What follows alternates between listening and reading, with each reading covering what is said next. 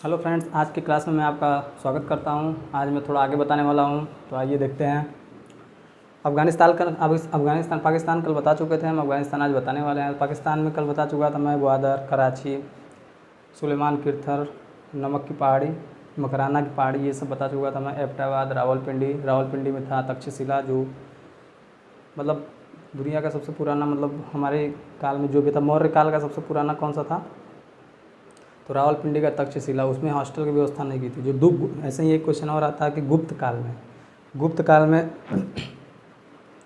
काल में कौन सा सबसे प्रसिद्ध वो था, सबसे बड़ा विश्वविद्यालय कौन सा था? नालंदा विश्वविद्यालय बिहार के पटना में था। उसमें एक हॉस्टल की व्यवस्था भी दी गई थी, इसलिए वो सबसे ज़्यादा फेमस था। पाल वंश से एक आता है, पाल वंश सबसे ज़्यादा फेमस एक तो कौन सा? एक बांग्लादेश में आता है, एक विक्रमशिला, वो था। ठीक है। और ये मैं सबसे पहली खेती बता चुका हूँ। सुलेमान किर्थर के बीच मेहरगढ़ वाले जो है जौ की खेती की गई थी। हाँ। और उसके बाद इस्लामाबाद, इसकी पाकिस्तान की राजधानी इस्लामाबाद है। उसमें एक एबटाबाद है जहाँ उसामा बिन लादेन मारा गया था। लाहौर वाला इसका एरिया एक शहर ये हो गया। पेशावर और सब यहीं पे है। सिंध पंजाब वाला एरिया जो हमारी जनगण राष्ट्रगान में आता है। पंजाब, सिंध, गुजरात, मराठा, द्रविड़, उत्कल, बंगा, ये पूरा था। ये हम लोग का था पहले, अलग होने की वजह से अलग हो गया है। ठीक है। सिंधु नदी यहीं से होकर निकलती है और अरब सागर में गिरती है।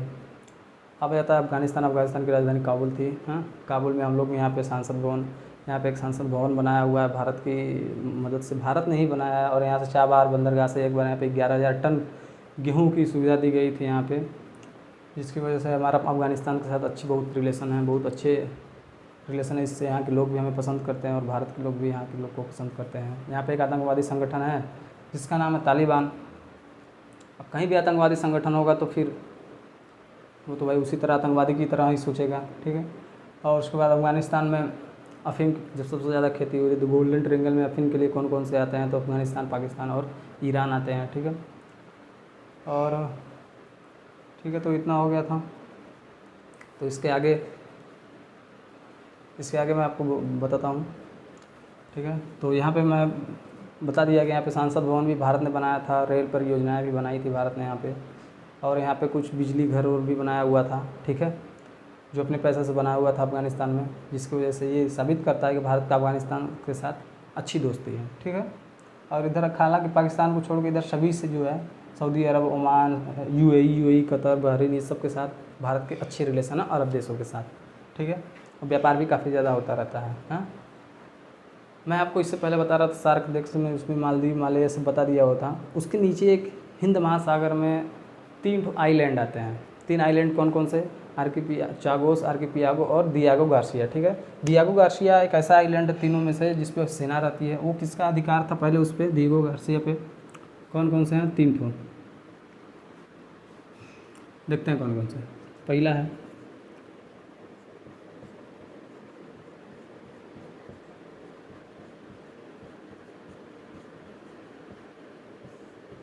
दिएगो गार्सिया, चागोस, तीसरा है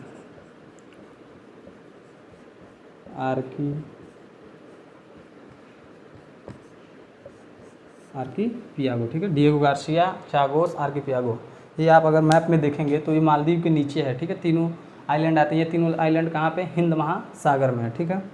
पहले डिएगो गार्सिया पे किसका अधिकार था? डिएगो गार्सिया पे किसका अधिकार था? तो मॉरिशस एक देश आता है इस पर।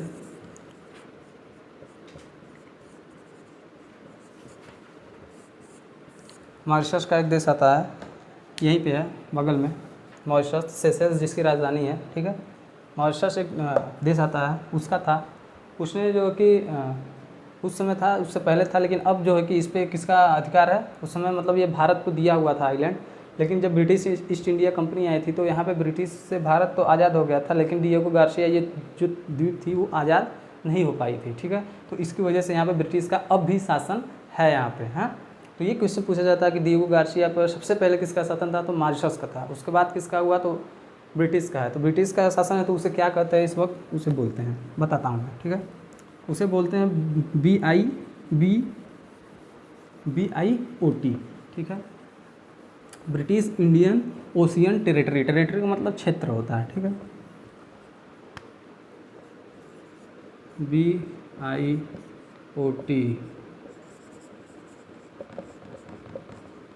ब्रिटिश इंडियन ओशियन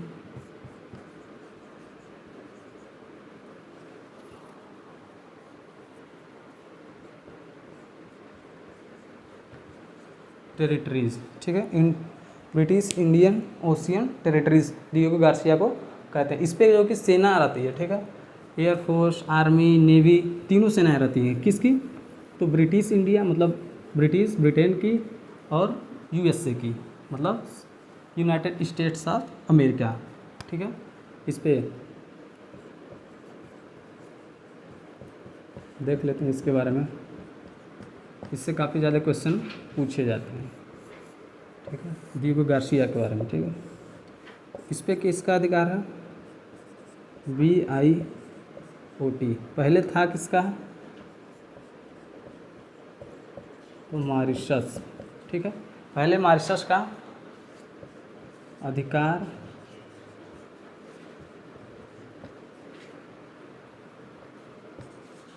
था, इसमें अधिकार है किसका? British India ocean territory. पहले किसका था? मॉरिशस। अब किसका है? बॉयट, ठीक। इस पे सेना कौन कौन सी रहती है? तो यहाँ पे नेवी,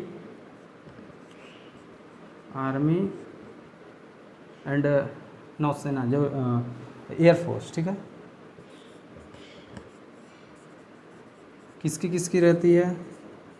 यूके और यूएसए, ब्रिटेन और अमेरिका के, यूनाइटेड स्टेट्स ऑफ अमेरिका या यूनाइटेड किंगडम, दोनों के संयुक्त रूप से यहाँ पे सेना रहती है, ठीक है। जिसकी वजह से ये पूरे एशिया पर कंट्रोल रख सकते हैं। बहुत ज़्यादा मात्रा में यहाँ पे सेना रखी गई हुई है, और वायुसेना भी यहाँ पे बहुत ज़्यादा रहती है, ठीक है। और इस पे बहुत सारे जहाज़ हैं, यहाँ पे 2-2 रनवे हैं, 2-2 हवाई अड्डे हैं, ठीक है। डिएगो गार्सिया पे एक बहुत ही मतलब युद्ध के मामले से बहुत ही महत्वपूर्ण जगह हो जाता है हिंद महासागर में, ठीक है। यहाँ पे अंडमान निकोबार हमारा है, लक्षद्वीप हमारा है, ठीक है। यहाँ पे डिएगो गार्सिया अगर हमारा हो जाता तो हमारा भी हिंद महासागर में पूरी तरीके से कंट्रोल हो जाता। अगर कोई भी युद्ध के मामले में, अगर युद्ध की वजह से कोई भी अगर यहाँ से एंट्री करता तो हम लोग उसको काउंटर कर सकते थे, ठीक है। लेकिन ये अब हमारे पास नहीं है। किसके पास है? अभी भी ब्रिटिश के पास है। उस पर किसकी किसकी सेना रहती है? तो संयुक्त रूप से सेना रहती है ब्रिटेन, और ये देखिए ब्रिटेन यहाँ पे है और अमेरिका यहाँ पे है, ठीक। ब्रिटेन जो है कि यूरोप का कंट्री है। यूरोप का सबसे बड़ा आइलैंड कौन सा है? तो ब्रिटेन। ब्रिटेन 4 राज्यों से मिलकर बनता है। इंग्लैंड उसमें मतलब आ जाता है, और भी जैसे कि लंदन, इंग्लैंड और स्कॉटलैंड, एक और आता है उत्तरी आयरलैंड, ठीक है। 4 ठो इसमें वो क्या आइलैंड मिलके पूरा ब्रिटेन का निर्माण करते हैं, ठीक। ये अकेले उसमें ब्रिटेन नहीं आता है, ग्रेट ब्रिटेन जिसे बोलते हैं, ठीक। तो ये बात थी। अब देखिए, इससे पहले अमेरिका को वहाँ आया था हम्बनटोटा बंदरगाह पे, तो वहाँ नहीं मिला। नेपाल में गया तो वहाँ नहीं मिला था उससे पहले। उसके बाद लेकिन पाकिस्तान ने पीओके वाला गिलगिट एरिया में उसको सैन्य अड्डा बनाने के लिए, आर्मी अपना स्थापित करने के लिए उसको जगह दे दिया था, और वहाँ पे हो गया एक, और यहाँ पे एक डिएगो गार्सिया पे ब्रिटेन के साथ हो गया, ठीक। श्रीलंका आपको बता ही चुके थे, एक बार और रिवीजन करते हैं। हम्बनटोटा बंदरगाह एलिफेंटा दर्रा मेन श्रीलंका और जाफना को अलग करता है। पॉइंट पेट्रोस इसके जाफना वाले में पाया जाता है। जाफना में ही तमिलनाडु से आए थे। यहाँ पे एलटीटी वाले संगठन ने यहाँ पे विद्रोह कर दिया था, जिसकी वजह से यहाँ से अमेरिका को जाना पड़ा था, ठीक है। यहाँ पे महावली गंगा इसकी सबसे फेमस नदी का नाम है। इसकी राजधानी श्री जयवर्धनेपुरम, पहले कौन थी? कोलंबो थी, ठीक है। तो इसके बारे में हो गया इतना। अफगानिस्तान पाकिस्तान के बारे में हो गया, ठीक। अब आते हैं हम लोग नेपाल के बारे में, ठीक है। नेपाल देखिए एक लैंड लॉक कंट्री है, ठीक है। लैंड लॉक कंट्री है, इसे एक बफर कंट्री भी करते हैं। बफर कंट्री क्या होता है अब इसे समझते हैं हम लोग। बफर कंट्री जैसे किसी मतलब 2 बड़े देशों के बीच में बहुत ही मतलब इकोनॉमिक, मतलब 2 बड़े देशों के बीच में एक छोटी कंट्री का होना, उसे बफर देश कहते हैं, बफर कंट्री कहते हैं, ठीक है। जिसके जैसे कि चाइना एक बहुत ही मजबूत कंट्री होगा, और एक भारत हमारा देश, तो इन दोनों के बीच में कौन सा आ जाता है? नेपाल। ऐसे तो नेपाल भी बफर कंट्री में आ जाएगा, भूटान भी बफर कंट्री में आ जाता है, ठीक है। तो ये एक लैंड लॉक कंट्री है, कौन सा? नेपाल। नेपाल की राजधानी कहाँ पे है? काठमांडू, ठीक।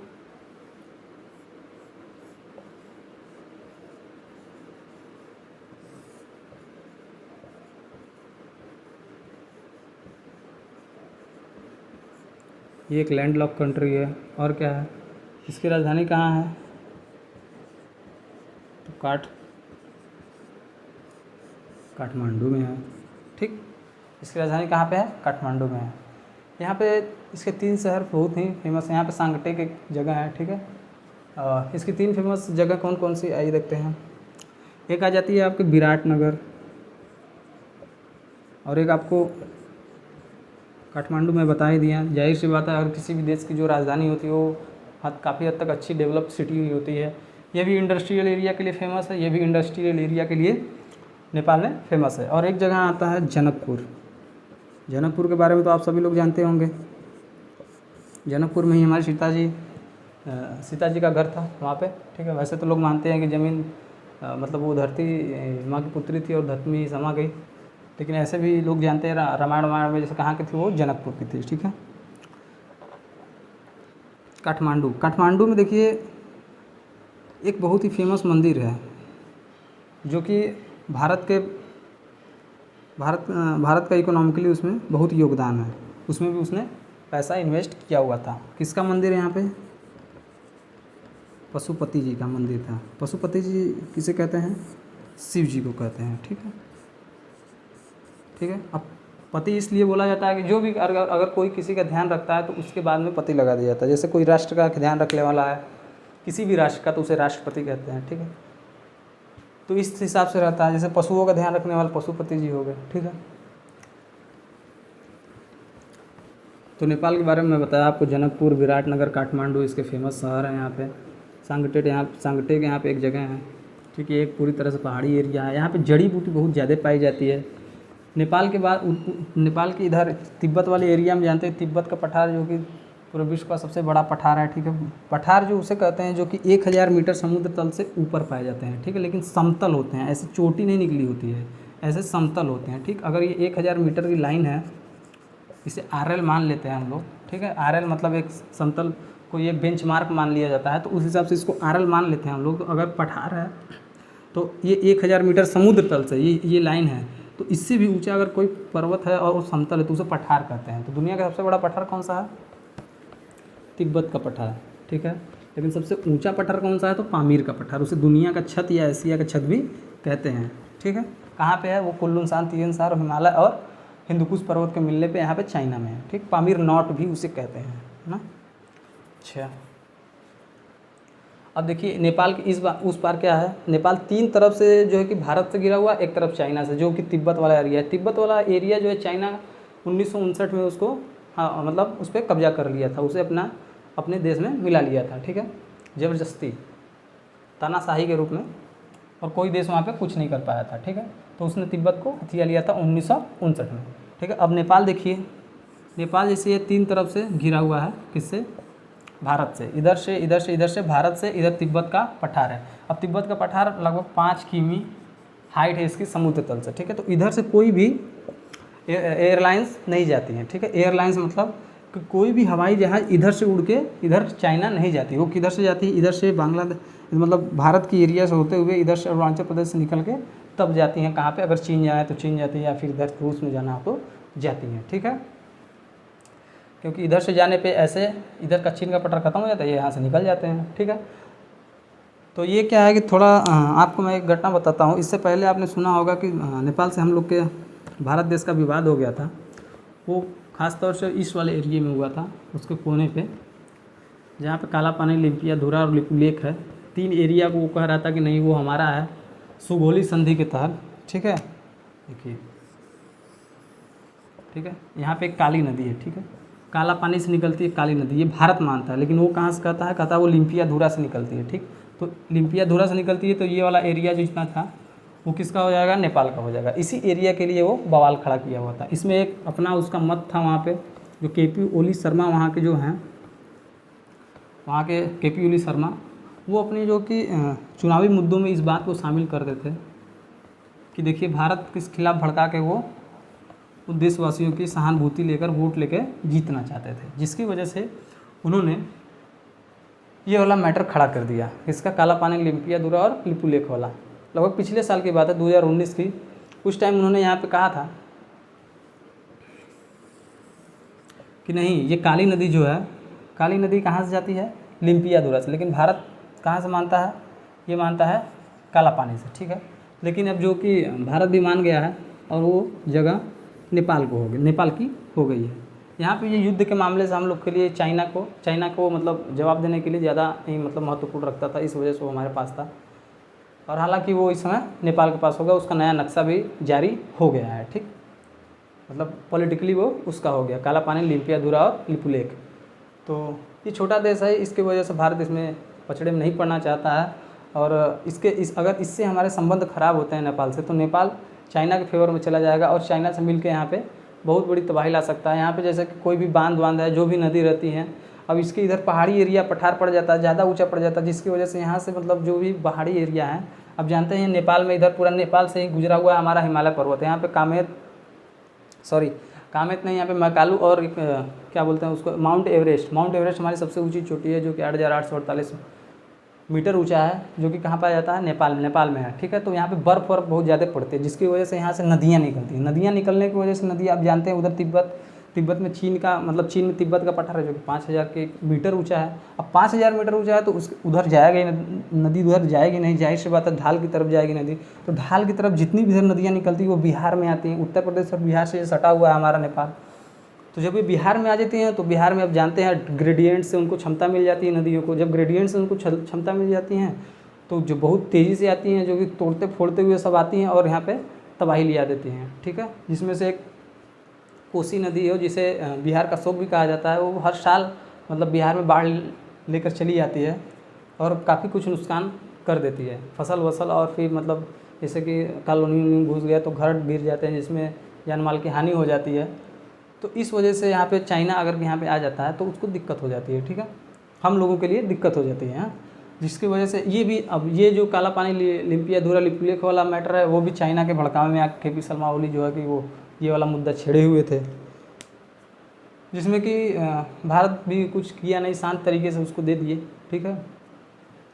और यहाँ पे एक बार मतलब बिजली परियोजना बनाने की बात हुई थी, तो मतलब ये क्या कह रहे थे कि मतलब बिजली आप मतलब भारत देश अपने पैसे से, अपने पूरा इन्वेस्टमेंट से बिजली घर बनाएगा, वहाँ पे बिजली उत्पादन करेगा, और जो बिजली जैसे कि उत्पादित हुई वहाँ पे वो नेपाल वाले यूज़ कर लेंगे। नेपाल में अभी भी 6 घंटे ही बिजली आती है यहाँ पे, ठीक है। तो अगर नेपाल में 6 घंटे बिजली आती है, अगर हम मतलब ज़्यादा यहाँ पे मतलब जैसे कि बिजली उपयोग नहीं होती है, इनके पास ना टेक्नोलॉजी कुछ है नहीं, तो हम लोग अगर यहाँ पे बनाते हैं, तो हम लोग ने कहा, अगर कि भारत देश ने कहा कि अगर आपको बिजली घर बना देते हैं, आप यूज़ कीजिए, जो बचता है वो आप हमको बेच दीजिए। तो ठीक है, उन्होंने कहा ठीक है, आपको हम बेचेंगे, लेकिन आपको पैसे डॉलर में देना पड़ेगा। हालांकि हम लोग के यहाँ नेपाल में रुपया चलता है, ठीक है, कोई ज़्यादा दिक्कत नहीं होती है।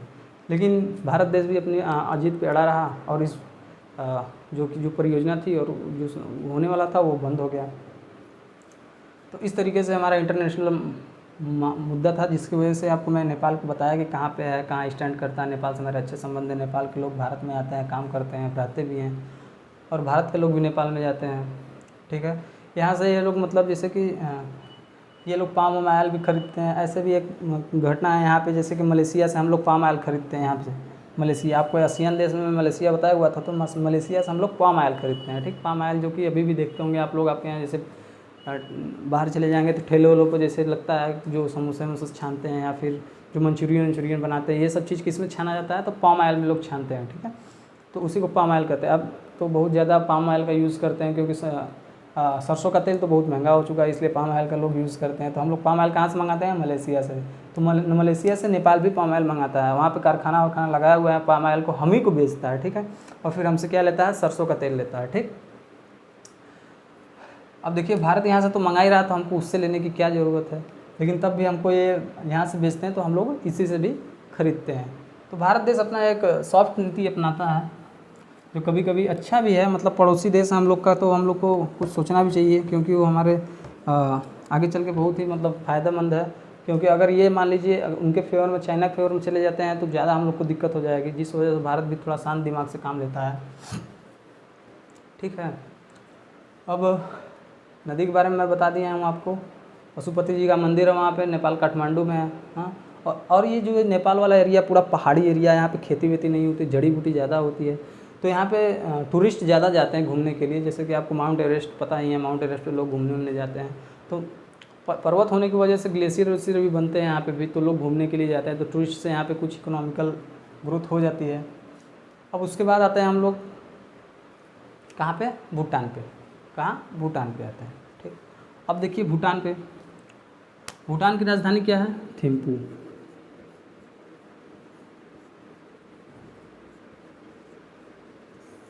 राजधानी क्या है इसकी,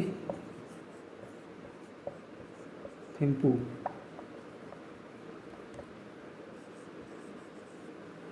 भूटान की राजधानी क्या है, थिम्पू। ठीक, भूटान की भी राजधानी थिम्पू है। तो सॉरी, अब भूटान जो है कि भूटान का भारत देश से बहुत ही अच्छा संबंध है। यहाँ से जो है कि भूटान पे जैसे कि एक बार ये हुआ था कि आप जैसे कि ये भारत देश में मिलना चाहता था भूटान, तो आप जैसे कि चाइना यहाँ पे बहुत ही जैसे कि इसकी एरिया को कहता कि नहीं ये मेरा है, भूटान मेरा है, तो इस वजह से इनको रक्षा के लिए भारत देश के पास आया और इन्होंने कहा कि आप हमारी रक्षा कीजिए, हम आप में मिल जाते हैं। तो उसने कहा कि अगर आप में हम मिल जाते हैं तो आप भी हमको जैसे चाइना तिब्बत वाले को हथियाया हुआ था, तो यहाँ पे लोगों को दूसरी जगह भेज दिया हुआ था और वहाँ पे लाके दूसरे लोगों को बसा दिया था, जिसकी वजह से अब ये भी अगर वहाँ पे कोई अगर मान लीजिए कोई जांच बैठती है, अगर वहाँ के लोगों से पूछने जाती है कि हाँ आप लोग को कोई दिक्कत है, तो अगर वहाँ के लोग कह दिए कि नहीं दिक्कत है तो फिर वो बात वहीं पे ख़त्म हो जाती है। तो इस वजह से भूटान भी डर रहा था कि मान लीजिए हम आप में मिल जाते हैं तो भारत देश में आप भी हमको इधर उधर भेज देंगे तो दिक्कत होगा। और इस पर कहा कि ठीक है, भारत ने कहा कि नहीं ठीक है, आप मेरे साथ 2 साल सह राज्य की तरफ रख के देखिए, अगर आपको अच्छा लगेगा तो मिल जाएगा। उसी वजह से यहाँ पे सिक्किम है, सिक्किम के साथ भी यही हुआ था। तो सिक्किम क्या हुआ, हमारा राज्य बन गया। ठीक है, अब वैसे ही भूटान था, भूटान ने कहा कि ठीक है हम बनेंगे, लेकिन क्या है कि हमारे यहाँ राजा का शासन होगा। ठीक है, तो ये भारत देश में पहले से ही नहीं है, उस समय भी यही था।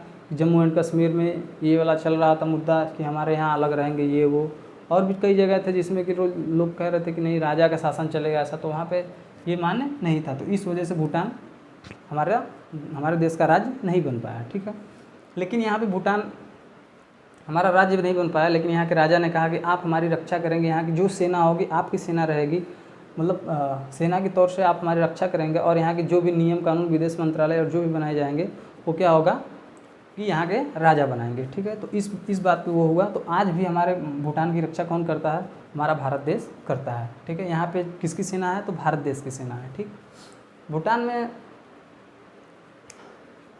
में भी पर्वत बहुत ज़्यादा है। देखिए जिस यहाँ पे पर्वत बहुत ज़्यादा होने की वजह से ऊंचे भी पर्वत हैं, हिमालय का वाला पार्ट भी यहीं से होकर गुजरता है, तो ऊंचे पर्वत होने की वजह से यहाँ पे अगर बादल बनते हैं, मानसून आता है, तो यहाँ पे पर्वतों में टकरा के बादल बहुत ही ज़्यादा आवाज़ करते हैं। ठीक है, बिजली पैदा करते हैं, तो आप लोग जानते हैं बहुत ज़्यादा हिल जाता होगा वहाँ पे। ठीक है, तो जब वहाँ पे जब बिजली तड़के की हिल जाएगी तो उसे कहेंगे तड़ित झंझावात वाला देश। इस वजह से भूटान को क्या कहते हैं, तड़ित झंझावात वाला देश भी कहते हैं। ठीक है, यहाँ पे भूटान को क्या कहते हैं, तड़ित झंझावात वाला देश, कंट्री ऑफ थंडर बोल्ट। ठीक है, थंडर बोल्ट ऑफ कंट्री कौन सा है, भूटान। ठीक है, और यहाँ पे जैसे कि हम लोग के देश से भूटान में कुछ बिजली परियोजनाएं भी यहाँ पे हम लोग के यहाँ से बनाई गई हैं, जहाँ से फिर बिजली हम लोग बनाते हैं और भूटान को यूज़ करता है, और जो बचता है वो क्या करता है कि पैसे से भारत देश खरीद लेता है। ठीक है, तो देखिए इस तरह से भारत देश कितनी मदद करता है हम लोग के पड़ोसी देशों की। केवल एक पाकिस्तान है, इन लोगों को कुछ समझ में नहीं आता है। देखिए भूटान में हम लोग बिजली घर बनाया, भारत देश ने बनाया, अपने पैसे से सब कुछ बनाया, सब कुछ किया, लेकिन क्या है कि वहाँ पे बिजली उपयोग करने के लिए भी पूरा भूटान यूज़ करता है, फिर जो बेचता है वो पैसे से भारत देश को बेचता है, तो भारत पैसे से खरीद लेता है। ठीक है, कौन कौन सा बिजली परियोजना पे है,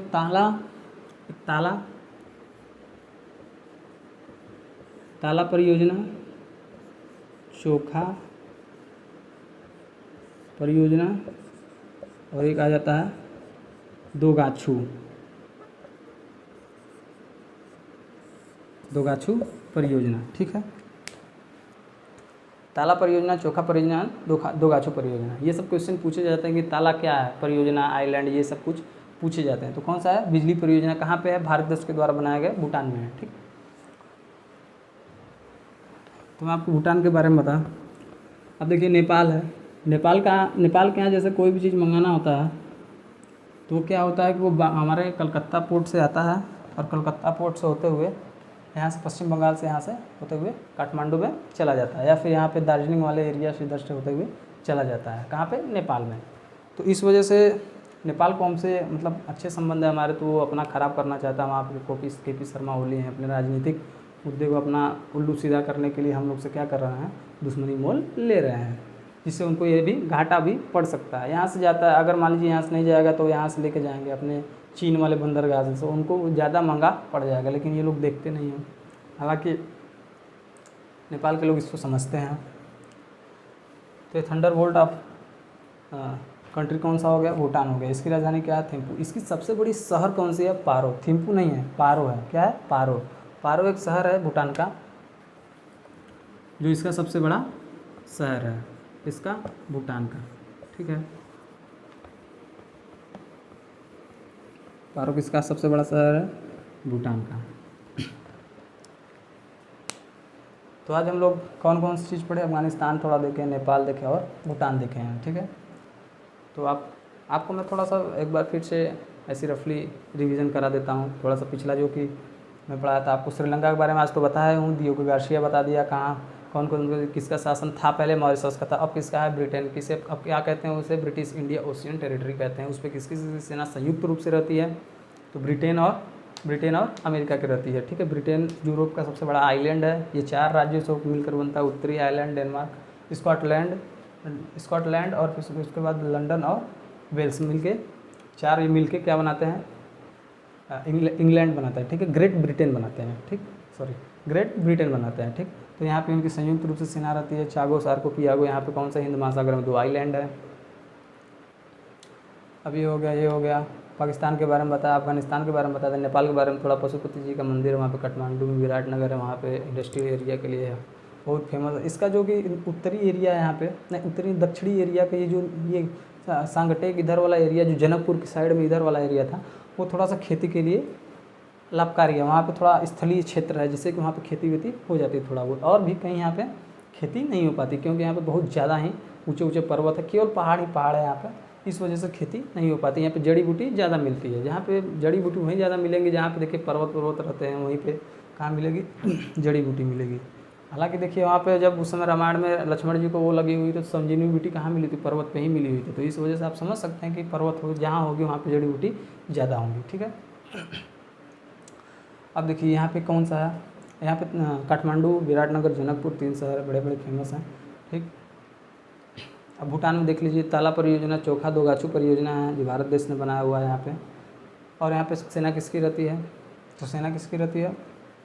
भारत देश की रहती है। सेना भारत देश की रहती है। यहाँ पे भी एक बहुत ही ऊंचा पर्वत है, जिसकी वजह से इधर चीन में आराम से दिखाई देता है, और उसको भी कह रहा था वो चाइना कि मेरा है। उसको 1917 में क्या है कि 1917 नहीं, कब किया गया तो ध्यान नहीं आ रहा, तो जब ये कह रहा था कि नहीं मेरा है, तो उसमें भी मतलब भारत देश यहाँ पे खड़ा था भूटान के साथ, और उसकी सेना को मार भगाया था यहाँ से। कहाँ से? यहाँ से, भूटान से। ठीक है, तो अब भी किसकी रक्षा में रहता है भूटान? भारत देश की रक्षा में रहता है भूटान। ठीक है, ताला दोगाछू ये सब परियोजना कहाँ पे है? भूटान में है। चाबहार बंदरगाह कहाँ पे है? ईरान में है। ठीक, एबटाबाद कहाँ पे है? वो विक्रमशिला, तक्षशिला, ये सब मैं आपको बता दिया। श्रीलंका के बारे में बता दिया हूँ मैं। ठीक है, तो अब मैं कल इसके आगे आपको म्यांमार, बांग्लादेश, ये सब चीज़ें बताऊँगा। ठीक है, तो आज के लिए बस इतना ही। धन्यवाद।